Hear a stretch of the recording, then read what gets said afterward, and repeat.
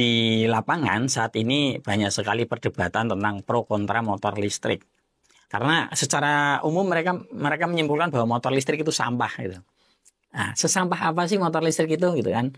Assalamualaikum warahmatullahi wabarakatuh. Teman-teman semua, jumpa lagi dengan saya di channel Dul Teknik. Kali ini kita akan buat konten edukasi dan sharing-sharing.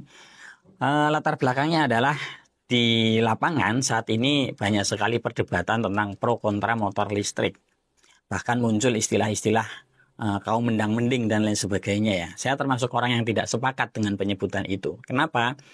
Beberapa teman-teman komunitas pengguna motor listrik ketika bertemu dengan orang yang dia kontra terhadap motor listrik, teman-teman komunitas ini mengatakan, wah udahlah ini kaum mendang-mending begitu kan.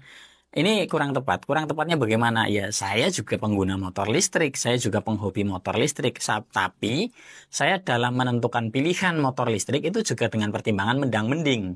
Artinya, ayo coba kita budayakan menghindari penyebutan mendang-mendingnya itu. Karena kita yang di komunitas motor listrik menggunakan motor listrik juga mendang-mending. Mendang-mending itu maksudnya dengan penuh pertimbangan gitu ya. Begitu juga yang kontra. Yang kontra juga kita nggak bisa mengatakan bukan, wah ini mendang-mending, mending pakai ini, pakai itu. Enggak, masing-masing punya pertimbangan. Nah, baik. Sekarang coba kita amati, apa sih penyebabnya muncul pro kontranya ini? Kita fokus yang ke kontranya dulu ya. Dan bagi saya ini sangat wajar bahwa kendaraan listrik sekarang banyak yang masih kontra. Menurut saya sangat wajar. Beberapa hal yang membuat teman-teman masih kontra, masih enggan menggunakan motor listrik, dan alasannya sangat bisa diterima secara akal gitu ya. Karena secara umum mereka menyimpulkan bahwa motor listrik itu sampah gitu. Nah, sesampah apa sih motor listrik itu gitu kan? Pertama, orang-orang yang masih enggan untuk menggunakan motor listrik, itu pertimbangannya adalah masalah infrastruktur. Infrastruktur pengecasan motor listrik itu masih susah. Kita pakai motor listrik, pergi baru 50 km, sudah was-was baterai mau habis. Kemudian mau ngecas di mana? Ngecas di warung, slow charge, otomatis kita harus setting charging juga kecil, durasinya juga lama begitu kan. Nah, ini masalah infrastruktur ini menjadi momok yang cukup menakutkan bagi sebagian orang ketika kehabisan energi di jalan, berbeda dengan motor konvensional. Kalau di tengah jalan kehabisan bensin, tinggal limit ya, kita tinggal mencari SPBU terdekat. Jarak 1 km sebelum habis saja masih bisa mencari SPBU terdekat. Atau ekstrimnya, kehabisan motor konvensional di jalan, yaudah motor dituntun saja pasti banyak yang nolong gitu kan. Kalau di Jogja, nuntun motor konvensional pasti nanti dideketin tuh. Mas, kentean bensin mas. Nah, dicarikan dan lain sebagainya. Nah, kalau motor listrik, kehabisan di jalan, mas kentean listrik mas, kan nggak lucu gitu kan. Nah, jadi itu satu momok menakutkan bagi orang yang memang belum menggunakan motor listrik, dan saya katakan itu wajar. Kemudian yang kedua yang membuat orang masih enggan menggunakan motor listrik adalah biaya awal yang mahal. Kita terbuka saja lah, motor listrik itu mahal. Motor listrik untuk saat ini tuh harganya katakanlah di atas 30 juta itu baru bisa dikatakan motor listrik yang layak. Bahkan masih nanggung, 40 jutaan lah yang masih layak gitu ya. Pertanyaannya, lantas bagaimana dengan motor listrik yang harganya 30, mohon maaf ya, 30 ke bawah, 20 ke bawah, dan seterusnya. Ya, jangan berharap kemudian performnya sama seperti Honda Beat, sama seperti Vario, sama seperti motor-motor konvensional yang lainnya teman-teman gunakan selama ini begitu kan. Dan lagi-lagi ini alasan yang bisa diterima. Lah harganya mahal sekali, sampai 40-an juta, tapi performnya gitu-gitu aja gitu. Nah, berharapnya mayoritas orang adalah budget 17 jutaan setara dengan Honda Beat atau Honda Vario begitu ya, bisa mendapatkan motor listrik yang performnya juga kurang lebih sama. Nah, untuk saat ini saya katakan ya mustahil. Untuk saat ini ya, ke depan bisa jadi ya kita akan melihat bagaimana perkembangannya. Tapi untuk saat ini tentu harga awal jelas motor listrik itu lebih mahal. Kemudian yang ketiga yang menjadi pertimbangan teman-teman belum menggunakan motor listrik itu adalah masalah jarak tempuh. Jarak tempuh ini ya siapa sih yang mau ribet gitu ya. Kita touring saja harus menghitung-hitung. Kita touring ke Pangandaran, maka kita hitung KLU, SPLU terdekat mana saja, PLN terdekat mana saja. Misal saya dari Bantul ke PLN Sedayu berapa kilometer? Oh cukup. Dari PLN Sedayu ke PLN Gombong berapa kilometer? Oh cukup. Dari PLN Gombong ke PLN Wangon gitu. Oh berapa kilometer? Cukup tidaknya dari Wangon dan seterusnya. Dan ini pernah kita konten ya. Kita kalau melakukan touring itu melakukan perhitungan energi dan menurut saya itu saat ini memang harus begitu gitu. Tapi mungkin ke depan akan dianggap sebagai sesuatu yang konyol. Pergi-pergi kok pakai acara ngitung-ngitung energi segala. Yaitu karena masalah tadi infrastruktur juga. Kemudian masalah jarak tempuh. Jadi sekali lagi yang ketiga ini juga adalah masalah yang menurut saya sangat wajar dikeluhkan bagi para calon pengguna motor listrik. Kemudian yang berikutnya yang keempat itu terkait durasi charging. Tentu kalau dibandingkan dengan motor konvensional, kehabisan bensin ya tinggal isi bensin. Waktunya hanya habis untuk antri doang gitu kan. Nah ini juga di lapangan terjadi perdebatan. Teman-teman motor listrik ngece ke teman-teman yang anti motor listrik gitu. Ngecenya ketika ada antrian di SPBU di video. Tuh kan antri pom bensin antri dan lain sebagainya, antrinya lama, antriannya panjang. Nah, kita nggak perlu membayar pom bensin. Nah, ini yang versi teman-teman komunitas atau teman-teman motor listrik gitu ya. Tapi nanti satu saat antrian pun bakal terjadi di motor listrik. Nanti dibully balik tuh sama teman-teman yang tadinya dibully begitu kan.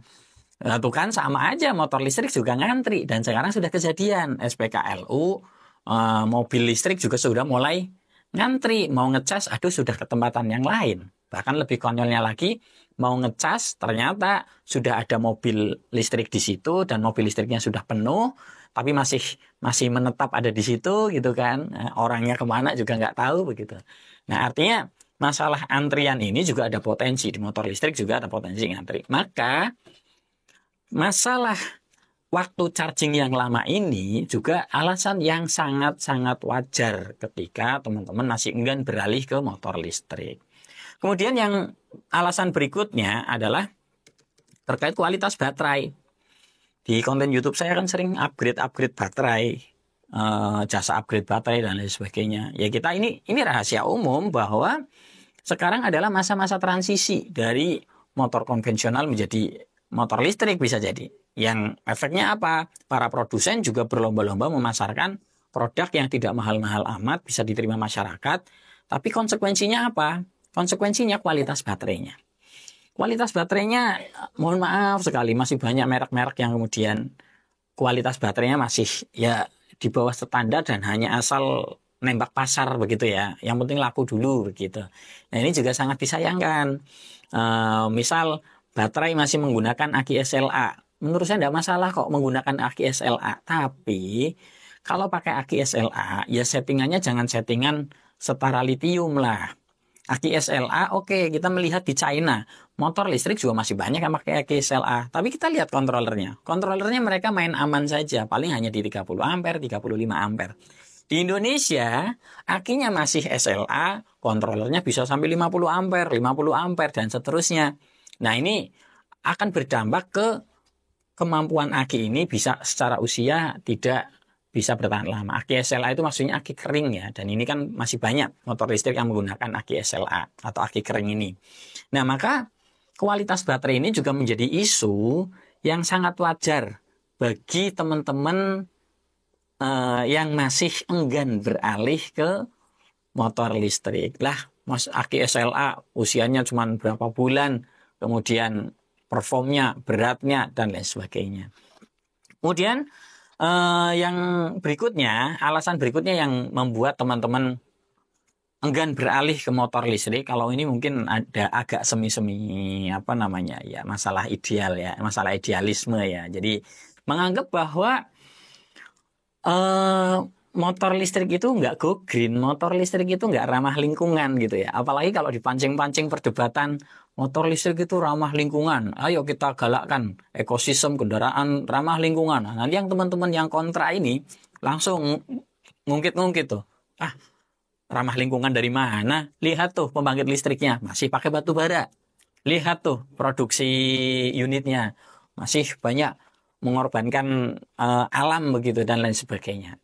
Dan yang ini juga sekali lagi sesuatu yang ya apa namanya, wajar, masih beralasan itu wajar. Dan kita nggak usah denial gitu ya, bahwa memang itu fakta. Di Indonesia pembangkit listrik masih menggunakan batu bara. Tapi ini sekali lagi hanya masalah sudut pandang saja. Biasanya kan ujung-ujungnya teman-teman yang pengguna motor listrik alasannya gini, wah itu kan pembangkit listriknya batu bara betul, tapi kita di lapangan tidak menghasilkan asap. Kita tidak di lapangan tidak menghasilkan polusi suara, sehingga asap yang terkumpul di jadi satu itu maintenance risikonya lebih mudah daripada asap yang setiap kendaraan menghasilkan asap, menghasilkan polusi dan lain sebagainya. Yaitu perdebatan yang saya rasa nggak ada ujungnya ya, karena memang beda sudut pandang. Nah, saya rasa yang menyebabkan orang kontra terhadap motor listrik itu cuma 6 tadi itu doang gitu ya. Ya kalau ada yang lain silakanlah coba ditambahkan di kolom komentar ya. Nah, sekarang kita ke yang pro nih, pro motor listrik. Saya berusaha berposisi netral, meskipun saya juga sudah beralih ke motor listrik semua, tetapi saya berusaha memahami teman-teman yang saat ini masih enggan beralih ke motor listrik. Teman-teman yang sudah menggunakan motor listrik, pertama yang menjadikan alasan mereka bertahan bahkan betah menggunakan motor listrik itu ramah lingkungan. Tema-tema ramah lingkungan ini betul-betul kita rasakan gitu ya. Jadi ada rasa kebanggaan tersendiri nih, kita punya kontribusi terhadap pengurangan emisi gas kaca, kemudian kita tidak menghasilkan polusi udara, kita tidak menghasilkan polusi suara. Itu ada kebanggaan tersendiri ketika kita jalan di jalan raya, jalan besar, bawa asap kemana-mana, tapi kita tidak menghasilkan asap, itu ada kebanggaan tersendiri. Kemudian yang kedua, yang menjadikan pertimbangan teman-teman motor listrik semakin betah menggunakan motor listrik adalah tentang efisiensi energi. Apa sih maksud dari efisiensi energi ini? Ya kita mengenal namanya hukum kekekalan energi kan, bahwa energi itu tidak bisa hilang begitu saja, dia hanya berubah bentuk. Nah kalau di motor bensin, energi itu bocor kemana-mana loh sebetulnya. Bocor menjadi suara, bocor menjadi panas, bocor menjadi getaran, bocor menjadi apalah, baru yang kemudian fungsi utamanya yaitu menjadi energi gerak. Nah kalau di motor listrik itu efisiensinya lebih tinggi karena energi yang tersimpan betul-betul termaksimalkan menjadi energi gerak, tidak menghasilkan suara, tidak ada getaran-getaran mesin, tidak ada panas yang dominan begitu ya. Panas hangat wajar lah kalau misal digunakan gitu kan. Tapi tidak sampai sepanas motor konvensional, judulnya aja internal combustion kan, pembakaran internal begitu. Jadi ada proses panas yang kemudian terbuang. Nah maka untuk urusan energi, oke lah, motor listrik itu tetap tidak terbantahkan bahwa dia lebih efisien. Nah kemudian yang ketiga yang menjadi alasan bagi teman-teman motor listrik bertahan dan betah itu adalah operasionalnya yang relatif rendah. Operasional dalam hal apa? Ya pertama perawatan, tidak perlu ganti oli, tidak perlu ganti busi. Kalaupun oli juga oli-oli mekanis, kalau di mobil listrik mungkin oli gardan begitu ya. Kalau di motor listrik itu malah hampir tidak ada tuh. Yang lain hanya konsumsi rutin saja, ban tipis ya diganti, kampas habis ya diganti. Dan itu kan juga terjadi di motor konvensional. Tetapi tidak perlu ganti oli, ganti busi, dan perawatan rutin bulanan dan seterusnya itu tidak perlu.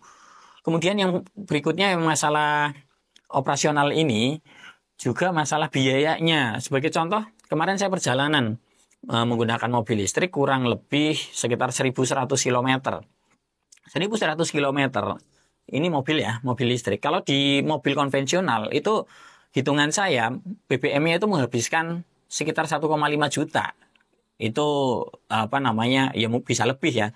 Katakanlah 1,5 juta lah. 1,5 juta dengan apa namanya BBM mobil 1.500 cc. Tapi ketika menggunakan EV, kemarin saya bersama teman ke Bogor sambil keliling-keliling, pulang pergi di total sekitar 1.100 km. Itu hanya menghabiskan 115 kWh.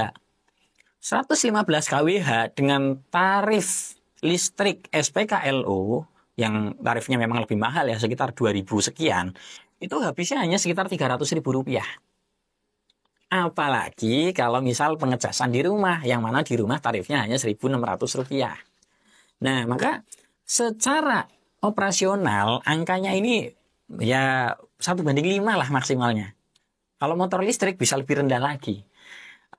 Jadi ini alasan yang membuat teman-teman masih pada betah dan bertahan di motor listrik. Kemudian yang keempat, alasan keempat, yaitu kita menikmati teknologi maju dan meningkatkan kesadaran teknologi hijau. Saya pernah suatu ketika bertemu dengan seorang driver mobil listrik ya di Solo kalau nggak salah, di SPKLU. Kita ngajak ngobrol-ngobrol. Saya pertanyaannya begini, beliau profesinya seorang dokter. Saya tanya, Pak, dengan seorang dokter, apa yang membuat tertarik menggunakan mobil listrik? Jawabannya cukup unik bagi saya. Jawabannya adalah, saya ingin menikmati teknologi. Wah, ini keren. Nah, maka ini terjawab nih bahwa tidak sedikit orang-orang yang kemudian pengen merasakan sensasi teknologi yang baru. Nah, tambah lagi tadi ada yang saya sampaikan di awal ya, ada kontribusi terhadap ramah lingkungan, kemudian ada efisiensi energi, kemudian operasional yang relatif rendah gitu ya. Kalau di Jakarta ada tambahan lagi nih, bebas ganjil genap gitu kan. Tapi kalau di kota lain kan nggak ada ganjil genap.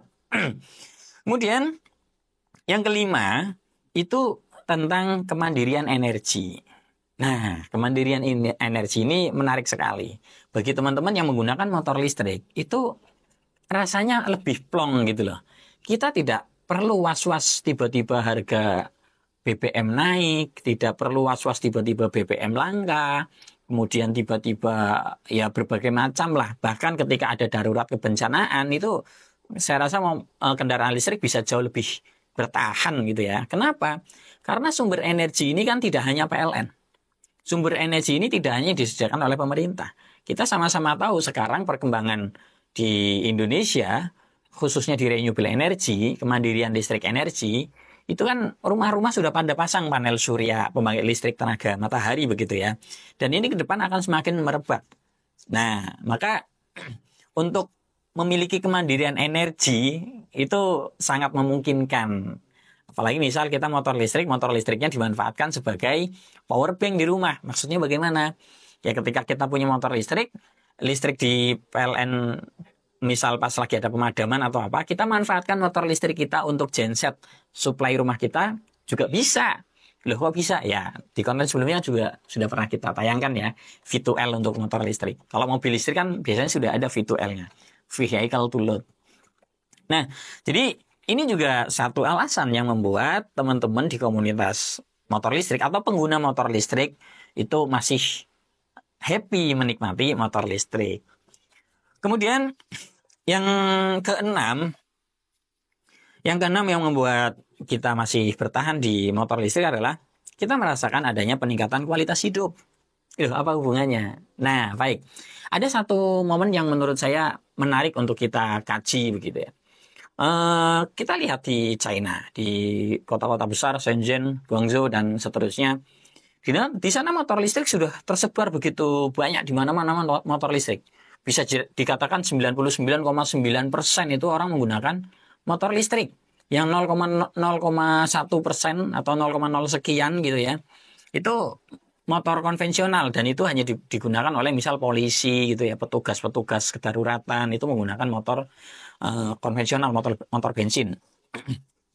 Nah, di sana kita amati dengan kota yang sibuk dan lain sebagainya, tapi uniknya saya di sana tidak menjumpai orang kemudian mengumpat, marah-marah, bernada keras-kerasan, kemudian menyapa dengan nada tinggi, relatif senyap gitu.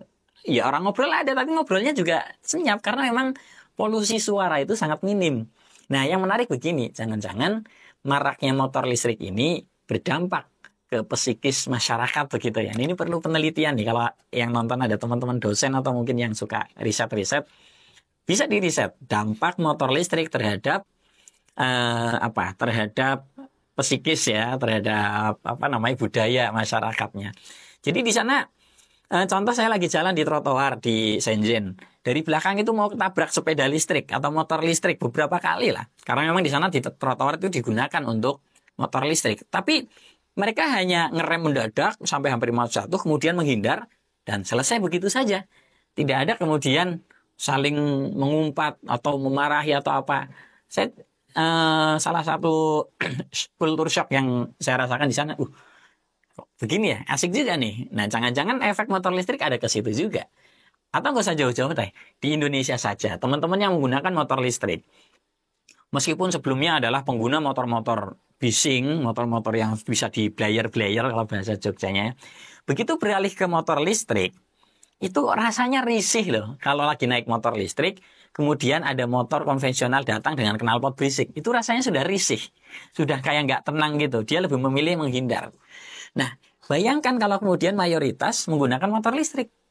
Maka saya rasa tenang itu pun akan muncul secara kolektif dan ini ya tentu dampak kolektifnya juga ada begitu. Nah, ini yang saya maksud dengan peningkatan kualitas hidup. Ini tentu pro kontra. Nah, pro kontra ini ya kalau kita hadap-hadapkan tentu nggak bakal selesai, apalagi di Indonesia gitu kan, nggak cuma urusan politik yang pro kontra, nggak urusan bola gitu ya, urusan beginian saja masih ada pro kontra yang ujung-ujungnya debat kusir. Tapi di konten kali ini saya tidak akan membenturkan kedua-duanya. Kita hanya memaparkan bahwa orang-orang yang masih anti dengan motor listrik itu saya katakan wajar. Karena ada 6 alasan tadi. Infrastruktur, biaya awal mahal, keterbatasan jarak tempuh, waktu charging yang lama, kualitas baterai yang memang belum mumpuni, kemudian yang keenam yaitu dampak lingkungan gitu ya. Tetapi teman-teman yang masih memilih motor listrik dan sampai menggunakan sebagai kendaraan utama, itu juga punya alasan gitu ya. Ada 6 alasan juga. Ramah lingkungan, kemudian efisiensi energi, minimnya loss begitu kan. Kemudian operasional yang relatif rendah, kemudian teknologi maju, kemudian yang kelima kemandirian energi, dan yang keenam adalah peningkatan kualitas hidup.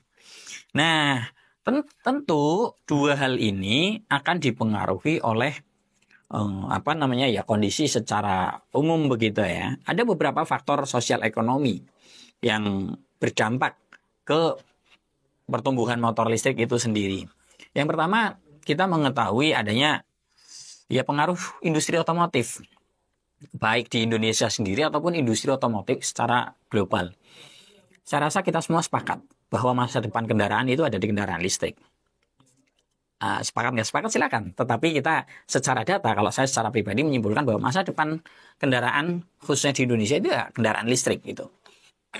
Mungkin next lah akan kita bahas ya lebih lanjut ya. Tapi video kali ini saya menjelaskan pro kontra tadi dan sekarang faktor sosial ekonominya salah satunya adalah pengaruh industri otomotif. Contoh, sekarang mobil listrik sudah begitu banyak orang menggunakan. Motor listrik sudah begitu banyak orang menggunakan. Kemudian dari 2020 ya, atau bahkan 2019, awal-awal dicanangkan percepatan kendaraan listrik secara nasional di Indonesia, sampai hari ini, akhir tahun 2024, itu banyak orang yang masih nggak sadar bahwa sebetulnya pertumbuhan motor listrik itu semakin meningkat signifikan, meningkat tajam begitu. Tapi masih banyak juga yang denial gitu. Wah, itu cuma segelintir orang. Wah, itu hanya orang-orang kaya. Wah, itu hanya ini, itu, dan sebagainya. Ya karena memang mereka belum menggunakan motor listrik. Tapi bagi yang menggunakan motor listrik, ya tentu tidak sepakat. Enggak juga tuh ada ojek online pakai motor listrik. Itu ada juga tuh hanya mungkin karyawan swasta pakai motor listrik karena pertimbangan lebih irit dan lain sebagainya. Dan lain sebagainya. Nah, kembali lagi pro kontra tadi ya. Tetapi faktor pengaruh industri otomotif ini sangat kuat di Indonesia.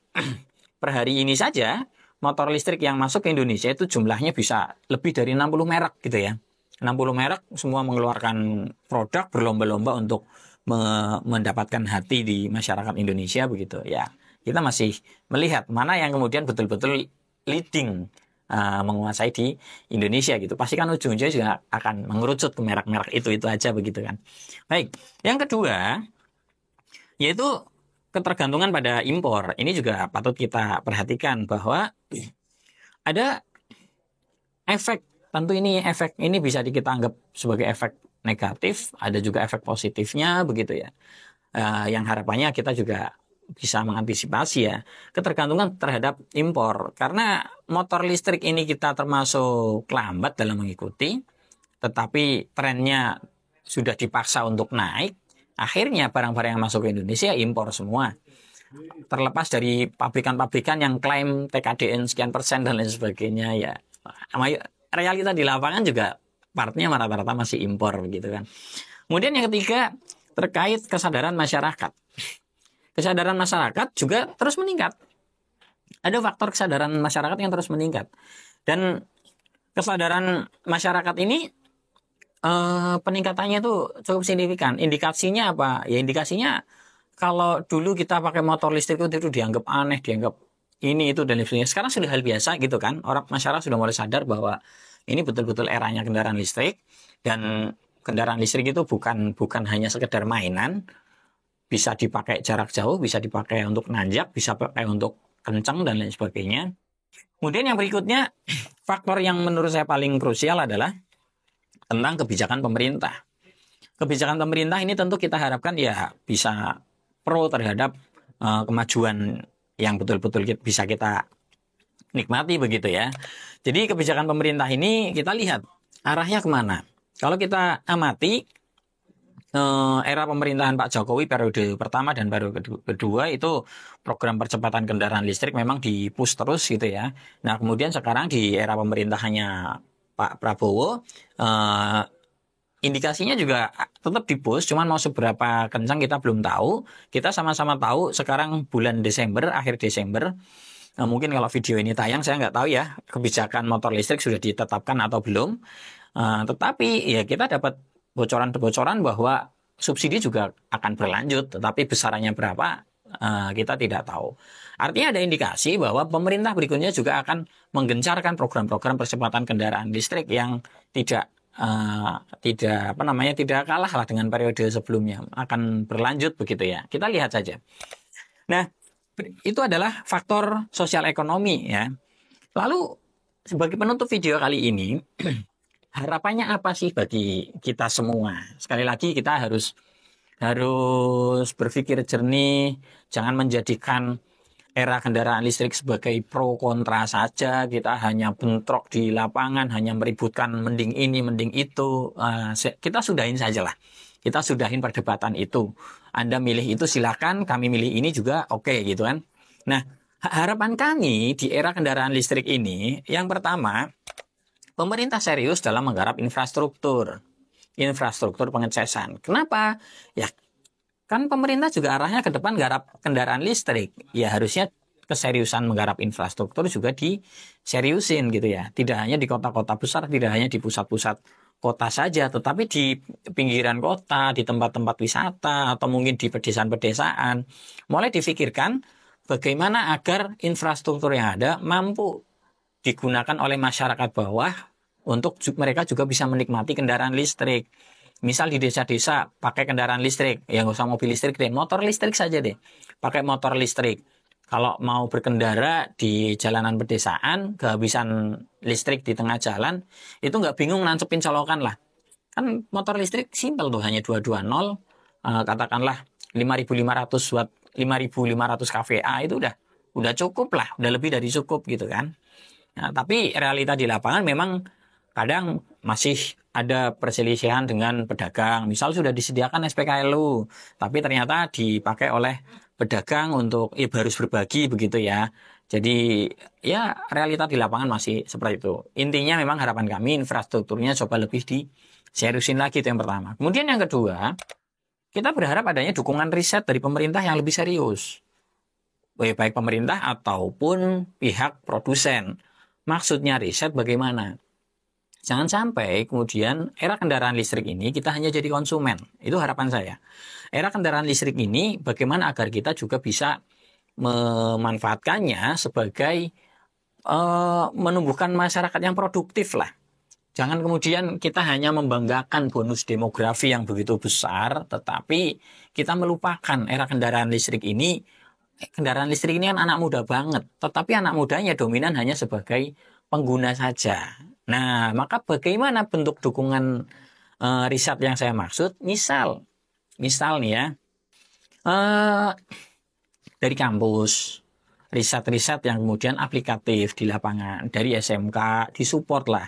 Saya mengamati lomba-lomba kendaraan listrik di Indonesia dari dulu sampai sekarang masih gitu-gitu saja gitu kan. Nah, itu harusnya kan bisa dikembangkan lebih serius. Kemudian apa namanya? Mohon maaf sekali ini ya, saya sampaikan begitu ya. Ya para produsen pun harus riset lebih serius tentang produknya. Jangan kemudian produk belum siap karena hanya mengejar persaingan pemasaran, udah dijual saja. Ujung-ujungnya kami ini di lapangan merasa sebagai kelinci percobaan gitu.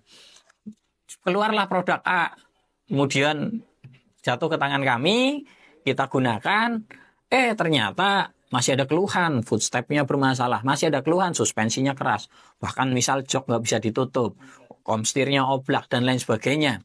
Ketika kita keluhkan ke pihak dealer, baru pihak dealer menyadari oh ada kekurangan itu, baru sekian lama dievaluasi terus. Nah kan bisa sebelum produk ini disebar ke masyarakat, diriset dulu serius gitu. Nah ini yang kami harapkan tentunya ya. Jadi kita masyarakat tidak menjadi korban. Maka ini meminimalisir orang-orang yang kemudian akhirnya skeptis terhadap motor listrik gitu. Nah kemudian yang ketiga, harapannya adalah ada program-program edukasi masyarakat. Utamanya dari pemerintah begitu. Kalau saya amati di lapangan, program-program edukasi masyarakat itu sangat minim. Sangat minim. Yang mengedukasi masyarakat justru malah teman-teman komunitas. Kita rutin touring dari Yogyakarta ke Bromo, Yogyakarta Pangandaran, Yogyakarta Pacitan. Kita menaklukkan tanjakan-tanjakan ekstrim di Jawa Tengah dan sekitarnya. Bahkan rencana besok Kosmik Yogyakarta ke Bali dan seterusnya. Ini kita membawa misinya apa? Yaitu mengkampanyekan ekosistem kendaraan listrik ramah lingkungan. Ini kan sebetulnya sejalan dengan kampanye pemerintah, sejalan dengan kepentingan pemerintah. Dan masyarakat jadi tahu, ternyata motor listrik bisa jarak jauh. Ternyata motor listrik bisa menanjak. Motor listrik ternyata bisa kencang juga begitu.